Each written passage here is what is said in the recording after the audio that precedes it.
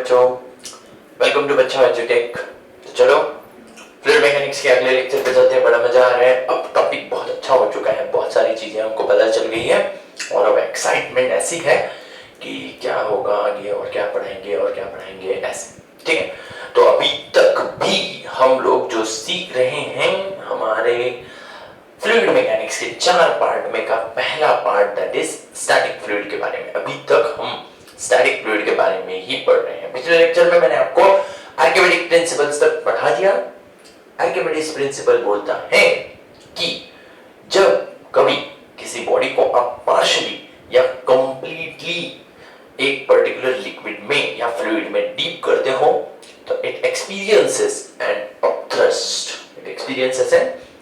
तो वो कितना अपथ्रस्ट एक्सपीरियंस करता है उसके बारे में भी बताया था और बोला था कि it experience an upthrust equal to weight of liquid displaced. जितना लिक्विड डिस्प्लेस हो जाता है उसके इक्वल कहीं तो भी उसके ऊपर अपथ्रस्ट लगता है। तो ये आर्किमिडीज प्रिंसिपल हमने पिछले लेक्चर में सीखा और अब हम सीखने जा रहे हैं लॉ ऑफ फ्लोटेशन। जेडब्ल्यू और एनडब्ल्यूटी के रिस्पेक्ट से बहुत इंपॉर्टेंट टॉपिक है law of flotation. Law of flotation के ऊपर हमेशा क्वेश्चन आता है, यानी कि अगर जेडब्ल्यू एनडब्ल्यूटी या सीटी भी, आप महाराष्ट्र सीटी के बारे में भी अगर बात करोगे और अगर हम ये बात करेंगे कि कहीं तो एक ही क्वेश्चन फ्लूइड मैकेनिक्स में से डालना है, अगर ऐसा कंडीशन आ जाए तो 25% चांसेस होंगे कि कोई और टॉपिक पे क्वेश्चन आएगा, 75% चांसेस होते हैं कि लॉ ऑफ फ्लोटेशन पे क्वेश्चन आ जाए, है ना। तो लॉ ऑफ फ्लोटेशन का बहुत इंपॉर्टेंट है, चलो समझते हैं। डिटेल में समझाएंगे आपको लॉ ऑफ फ्लोटेशन क्या होता है। एक और बात, पिछले लेक्चर को खत्म करने के पहले मैंने आपको बोला था कि कहीं से ढूंढ के रखो लॉ ऑफ फ्लोटेशन की कंडीशन क्या है ना। होपफुली आप सबने ढूंढी होगी। लेट अस चेक कि वो यही कंडीशन है क्या। ठीक है, चलो लॉ ऑफ फ्लोटेशन। फ्लोटेशन मतलब क्या होता है? फ्लोट करना। बॉडी फ्लोट करती है मतलब क्या करती है? बॉडी तैरती है ना। बॉडी फ्लोट कर रही है मतलब क्या हो रहा है? बॉडी तैर रही है ना, तैर रही है। ठीक है, चलो अभी कंडीशन के बारे में बात करते हैं। Condition of flotation. कब हम बोलेंगे कि बॉडी फ्लोट कर रही है? हम बॉडी फ्लोट कर रही है ये तब बोल सकते हैं जब density of solid is less than density of liquid हो। यानी जिस लिक्विड में आप सॉलिड को डिप करने की कोशिश कर रहे हो उसमें अगर सॉलिड की डेंसिटी लिक्विड की डेंसिटी से कम हो, बट ऑब्वियसली हम जानते हैं कि कहीं तो भी लिक्विड की डेंसिटी अगर ज्यादा हो तो वो नीचे होगा, सॉलिड ऊपर रहेगा। जब सॉलिड की डेंसिटी ज्यादा होगी तो सॉलिड नीचे रहेगा, लिक्विड ऊपर रहेगा। AIEEE में एक क्वेश्चन पूछा गया था कि कहीं तो भी एक लिक्विड के अंदर एक आइस क्यूब है, उसकी डेंसिटी दिया हुआ था, केरोसिन ऑयल दिया हुआ था, वाटर दिया हुआ था, तीनों एक ही कंटेनर के अंदर थे और तीनों की डेंसिटी दी थी। पूछा था कि कौन फ्लोट करेगा, तो तीनों की डेंसिटी की वैल्यू दी होगी, जिसकी डेंसिटी सबसे कम होगी वो ऊपर रहेगा। सिंपल सी बात है। ये AIEEE में पहले ऐसा क्वेश्चन पूछा था, जो अभी JEE है पहले वही AIEEE हुआ करती थी, है ना। तो ये वाली बात कहीं तो भी इतनी आसान, इतना इजी क्वेश्चन वहां कहीं तो भी JEE NEET की लेवल का, मतलब ये AIEEE में पूछा गया था। अब इतने इजी तो क्वेश्चन नहीं आते, लेकिन जिस तरह के क्वेश्चन आते हैं उस तरह का सारा नॉलेज आपको दे देते हैं। चलो, इसका मतलब ये है कि हम बोल सकते हैं कि जब density of solid density of liquid से कम होगी, बॉडी विल फ्लोट, है ना, बॉडी फ्लोट करेगी। जब डेंसिटी ऑफ सॉलिड ज्यादा होगी और लिक्विड की डेंसिटी कम होगी, बॉडी विल नॉट फ्लोट। इसको हम बोलते हैं सिंक कर जाएगा, डूब जाएगा, है ना, इट विल गेट सिंक। तीसरी कंडीशन में यहां पे लिखता हूं, अगर इन दोनों की डेंसिटी इक्वल हो जाए, इन दोनों की डेंसिटी कैसी हो जाए? इक्वल हो जाए, तो क्या होगा? सवाल उठता है कि कम होगी फ्लोट करेगा, ज्यादा होगी तो नहीं करेगा, लेकिन अगर इक्वल हो जाएगी तो क्या करेगा, तो भी वो फ्लोट करेगा। Body float. सर नहीं समझ में आया, सर नहीं समझ में आया। चलो मैं बताता हूं आपको। ये देखो, ये वो कंडीशन है जब लिक्विड के अंदर आपने सॉलिड को इमर्स किया और सॉलिड फ्लोट कर रहा है। देखो ये वाली condition, density of solid is less than, ओहो, density of solid is less than density of liquid. ये वाली कंडीशन जो है, ये कंटेनर है, उसके अंदर लिक्विड है और कहीं तो भी सॉलिड पूरी तरह से डूब चुका है। क्यों? Because density of solid is greater than density of liquid. और तीसरी कंडीशन इंपॉर्टेंट है, ये समझना जरूरी है। यहां क्या होगा, यहां ऐसा होगा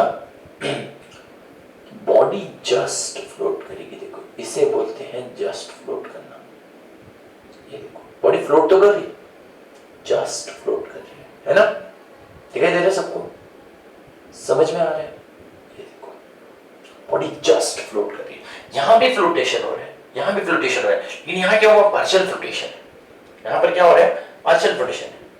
यहां पर क्या होता है, इस कंडीशन को हम बोलते हैं जस्ट फ्लोटेशन। यहां जस्ट के अलावा हम इसको बोलते हैं लिमिटिंग फ्लोटेशन। लिमिट हो रहा है, बॉडी को कहीं तो भी एक लिमिट मिल गई, बॉडी कहीं तो भी एक ही जगह पे।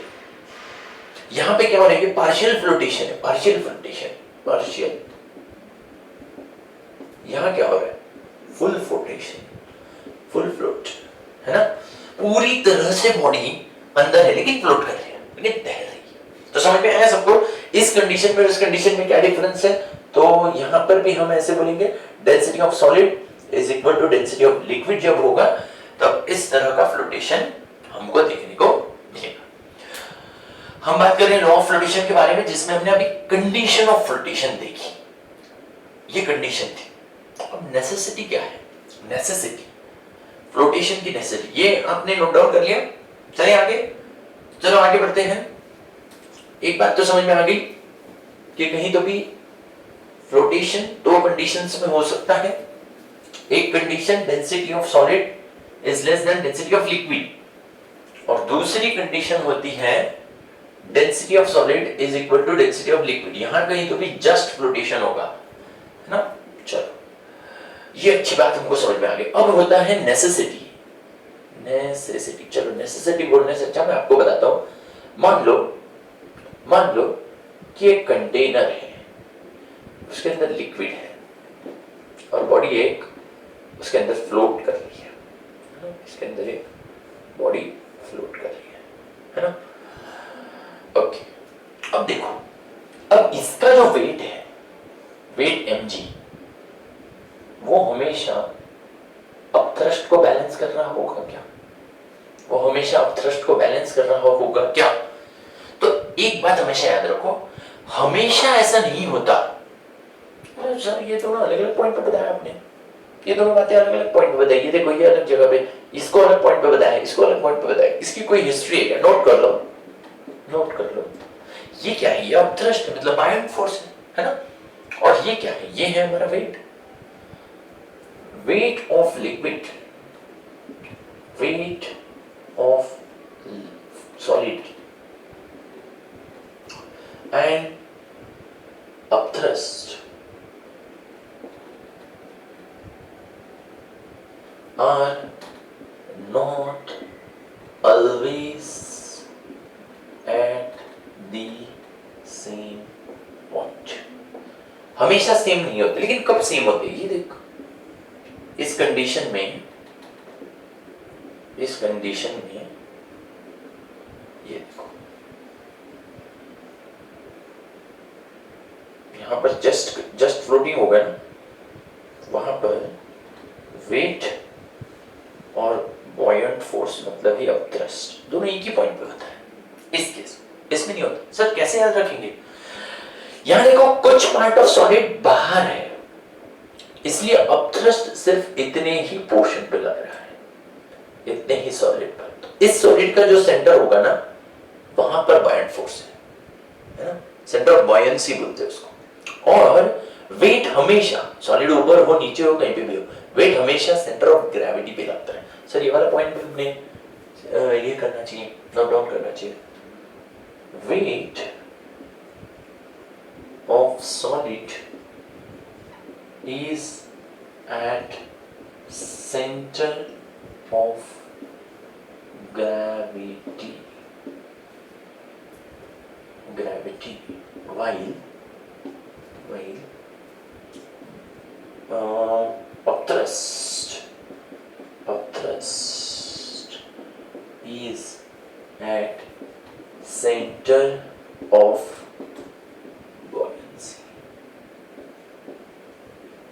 ये हमेशा सेंटर ऑफ बॉयंसी पे होता है, कौन? अपथ्रस्ट। लेकिन वेट ऑफ सॉलिड कहां पे होता है? ग्रेविटी। इसलिए हमेशा ऐसा नहीं होगा कि दोनों एक ही पॉइंट पर आ रहे, है ना। तो फिर इसकी नेसेसिटी क्या हो गई, मतलब क्या जरूरत है, मतलब क्या चीज की जरूरत है कि फ्लोट कर रहा है? तो इसकी भी जरूरत होती है कि नेट फोर्स, नेसेसिटी या फिर हम ऐसे बोलते हैं, नेसेसिटी से अच्छा इसको बोलेंगे कंडीशन बोल देते हैं इसको भी, है ना। Net force on solid must be zero. F net is equal to zero. F net zero होना चाहिए, बॉडी इक्विलिब्रियम में होनी चाहिए। Body should be in equilibrium। Body equilibrium में होगी यानी कि बॉडी फ्लोट कर रही है। बात समझ में आ गई सबको? जब बॉडी इक्विलिब्रियम में होगी ना, तब हम बोल सकते हैं कि बॉडी क्या कर रही है? फ्लोट कर रही है। सबको समझ में आ गया? बहुत आसान है, बहुत इजी है, बहुत अच्छे से हमको ये समझ में आ गया। यहां पर हम ऐसे बोल सकते हैं कि वेट ऑफ बॉडी को अपथ्रस्ट बैलेंस कर रहे है ना, वेट ऑफ बॉडी को अपथ्रस्ट बैलेंस कर रहे हैं। चलो, weight of body is equal to upthrust, buoyant force बोल सकते हो अपथ्रस्ट। यानी अपथ्रस्ट और वेट ऑफ बॉडी ये दोनों एक दूसरे को बैलेंस कर रहे हैं। वेट ऑफ बॉडी कितना होता है? मास ऑफ सॉलिड, है ना, mass of solid into acceleration due to gravity. ये कितना होता है? Weight of fluid displaced, density of fluid and density of fluid into acceleration due to gravity। acceleration due to gravity से acceleration due to gravity cancel हो गया। मास कितना होता है? density of solid into volume of solid, है ना, ऐसे लिखते हैं, volume of solid into density of solid is equal to volume of fluid into density of fluid। तो ये एक रिलेशन हमको मिल गया कि कहीं तो भी फ्लोटेशन में ये एक इंपॉर्टेंट रिलेशन होता है। और एक चीज हम यहाँ पे बोल सकते हैं, और एक चीज, वॉल्यूम मतलब क्या होता है? Area multiplied by height of solid, है ना, into density of solid is nothing but equal to, है ना, सॉलिड इमर्ज्ड होता है। ये क्या होता है? Volume of fluid displaced is same as volume of solid emerged. तो हम area into height of fluid displaced is nothing but equal to density of fluid। तो एरिया से एरिया क्या हो गया? कट हो गया। तो solid height of solid into density of solid is nothing but height of fluid displaced into density of fluid. जितना solid emerge होता है उतनी ही हाइट ऑफ फ्लूइड डिस्प्लेस्ड होती है। तो ये एक रिलेशन बहुत काम का है हमारे लिए। लॉ ऑफ फ्लोटेशन में हमारे लिए ये वाली चीज बहुत जरूरी है। क्लियर है सबको समझ में आ गया? देखो बहुत आसान है, इजी है। लॉ ऑफ फ्लोटेशन के बारे में हम बात कर रहे हैं।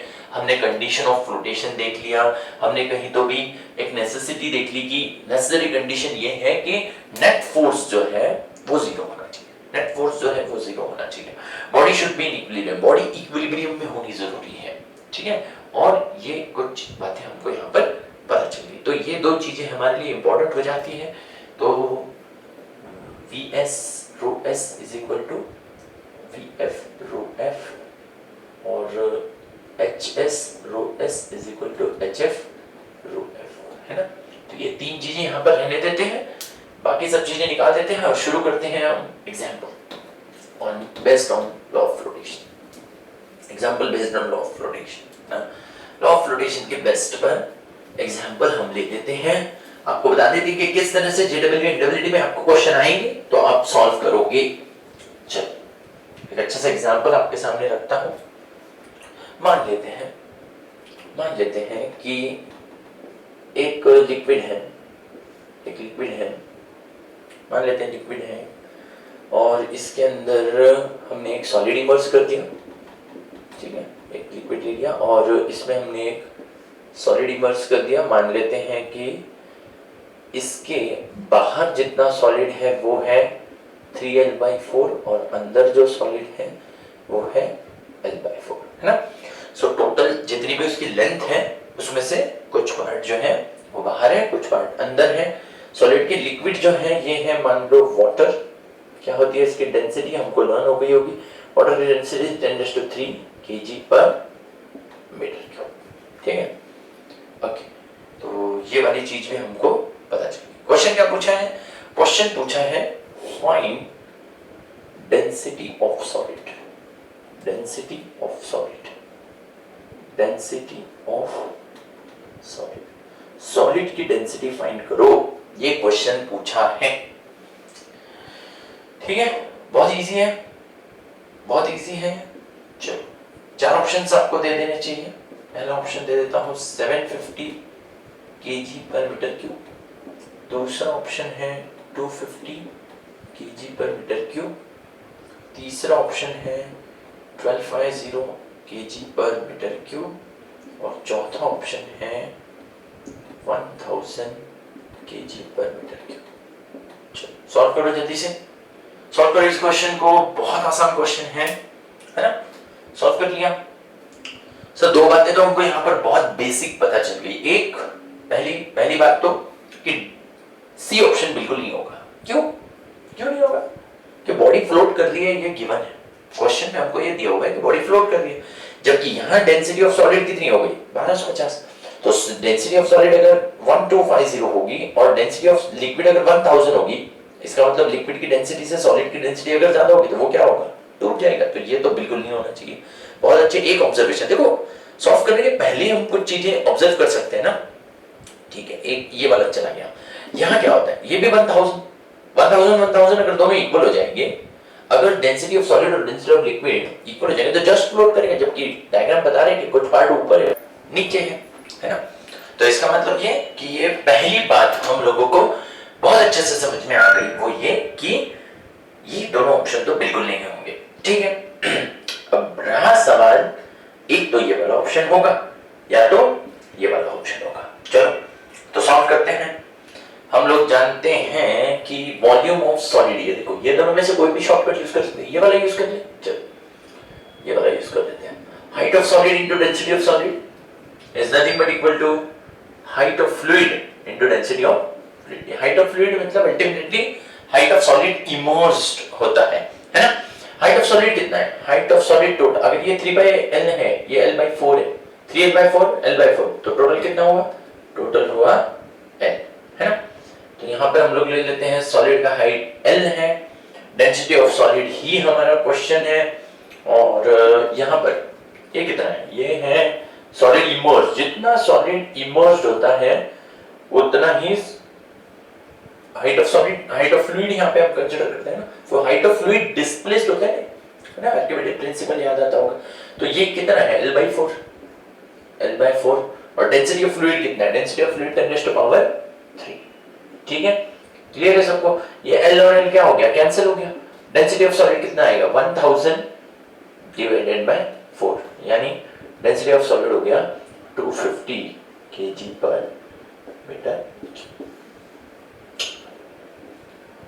बड़ा अच्छा सवाल था, बहुत अच्छा क्वेश्चन था और हमको समझ में आ गया, ठीक है। क्लियर है सबको? तो लॉ ऑफ फ्लोटेशन पे न्यूमेरिकल भी हो गया। चलो एक और न्यूमेरिकल आपके लिए रखते हैं, एक और अच्छा न्यूमेरिकल, एक और अच्छा क्वेश्चन आप लोगों के लिए रख देता हूं मैं यहाँ पर। अच्छा क्वेश्चन रखना चाहिए, चलो ठीक है। तो एक और अच्छा क्वेश्चन आप लोगों के लिए यहाँ पे रख देते हैं। चलो एग्जाम्पल लिखता हूं मैं यहाँ पे, an iceberg. An iceberg, iceberg किसको बोलते हैं? तो आइसबर्ग मतलब वो होता है जो एक पत्थर का टुकड़ा है, या सॉरी बर्फ का टुकड़ा जब समुद्र के अंदर होता है, कुछ पार्ट अंदर होता है कुछ बाहर होता है, उसको आइसबर्ग बोलते हैं। An iceberg floats on the surface on the sea water। मान लो कि ये सी वाटर पे तैर रहा है ना, iceberg. An iceberg float on the sea water, है ना। Find the fraction of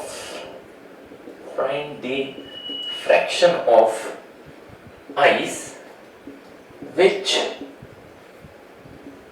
can be seen by ship driver। ठीक है, शिप ड्राइवर को दिखेगा। Find the fraction of ice which can be seen by ship driver. Ship driver को कितना दिखेगा, ठीक है। और भी क्या है हमारे पास, मान लो आइस की डेंसिटी हमको दी हुई है, आइसबर्ग की आइस की डेंसिटी हमको दिया हुआ है 0.9 ग्राम पर सेंटीमीटर क्यूब, ओके। और उसके बाद और क्या गिवन है, सी वाटर है ना। सी वाटर की डेंसिटी है 1.1 ग्राम पर सेंटीमीटर क्यूब, है ना। वाटर की डेंसिटी होती है 1 ग्राम पर सेंटीमीटर क्यूब, लेकिन सी वाटर है, सॉल्टी वाटर है, तो सॉल्टी वाटर की डेंसिटी थोड़ी सी नॉर्मल वाटर से अलग है, दिखाई दे रहा है। बिल्कुल अच्छा, बहुत अच्छा सम है। चलो 4 ऑप्शन हम आपको दे देते हैं। मान लो ऑप्शन है 7/11, दूसरा ऑप्शन है 5/11, तीसरा ऑप्शन है 2/11, चौथा ऑप्शन है 3/11, ठीक है। ऐसे 4 ऑप्शन है। अगर आप लोगों को सब फ्लोटेशन का सारी चीजें अच्छे से समझ में आई है तो पॉज करो, सॉल्व करो, देखो बड़ा मजा आएगा, ठीक है। बहुत अच्छे से समझ में आएगा। चलो मैं सॉल्व कर लेता हूँ। होपफुली आप लोगों ने सॉल्व किया होगा और आप लोगों का आंसर भी करेक्ट आया होगा। चलो इसका करेक्ट आंसर है सी ऑप्शन। देखो चेक कर लो आपका आंसर ये करेक्ट आया क्या। ये यहाँ पर एक मैंने सी बना लिया है, ठीक है। और मान लेते हैं कि इसके अंदर ऐसा आइसबर्ग है ना, कुछ पार्ट अंदर है कुछ पार्ट बाहर है, कुछ बाहर कुछ अंदर है।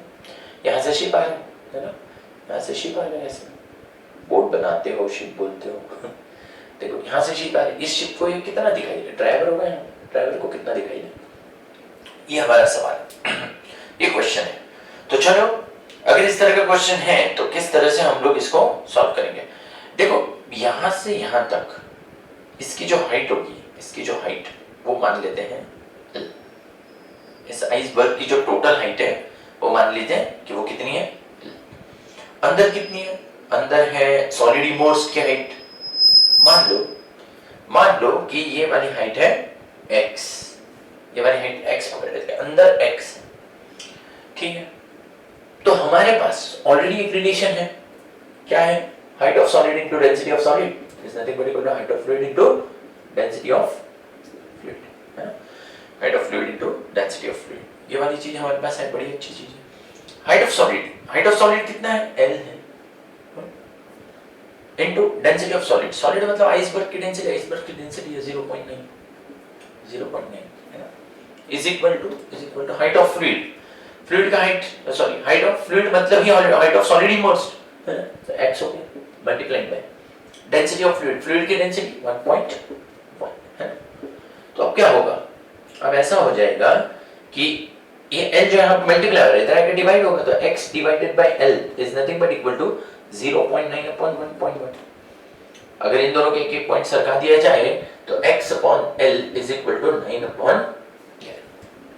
मतलब अगर हम ध्यान से देखें तो ये x की वैल्यू 9 है, अगर L की वैल्यू 11 है। x की वैल्यू 9 है अगर L की वैल्यू 11 है। हमको क्या बोला, हमको बोला है वो फ्रैक्शन निकालो find the fraction which can be seen by ship driver. Ship driver को कितना दिखाई देगा? इतना दिखाई देगा।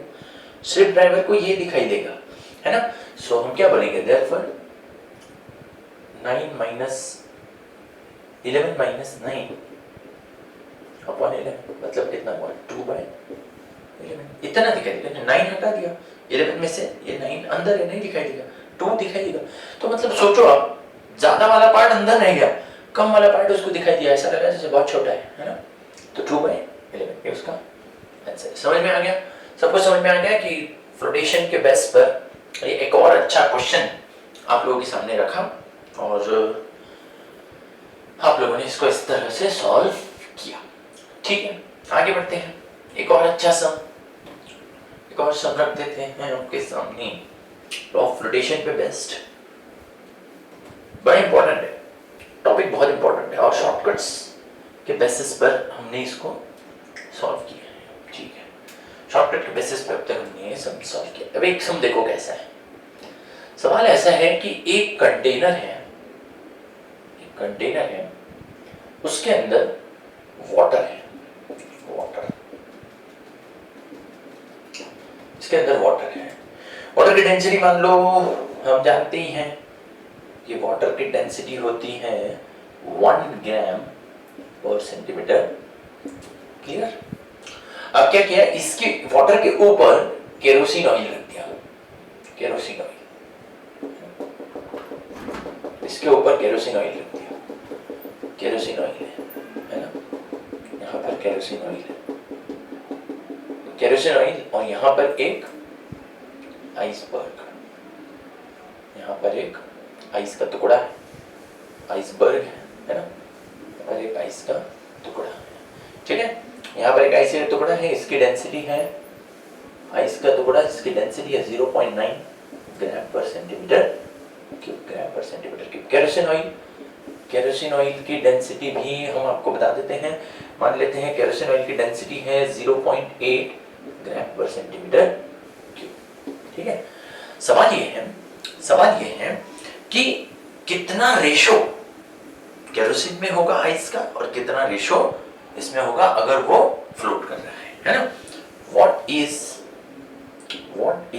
The ratio of length of ice which is present in water to kerosene oil। हमको रेशो निकालना है, वाटर का केरोसिन ऑयल के साथ में का रेशो हमको निकालना है। ठीक है, तो ये हमको समझ में आ गया। 4 ऑप्शन आपको दे देते हैं। पहला ऑप्शन है 1.2, दूसरा ऑप्शन है 8, 1.2 नहीं 1:2 है ना, दूसरा है 8:1, तीसरा है 1:8 और चौथा है 1:1। ठीक है, तो आपको सॉल्व करना है, इस क्वेश्चन को सॉल्व करके कमेंट सेक्शन में आंसर बताना है। अगले लेक्चर में मैं आप लोगों को इसका सॉल्यूशन बताऊंगा। तब तक के लिए इसको सॉल्व कीजिए और हमारे इन वीडियोस को लाइक कीजिए, शेयर कीजिए, देखते रहिए। बच्चा टेक की तरफ से मैं रवि भाटी सर आज के लेक्चर में यहीं पे समाप्त करता हूं। कल फिर से मिलेंगे इस सम के सॉल्यूशन के साथ। Thank you so much.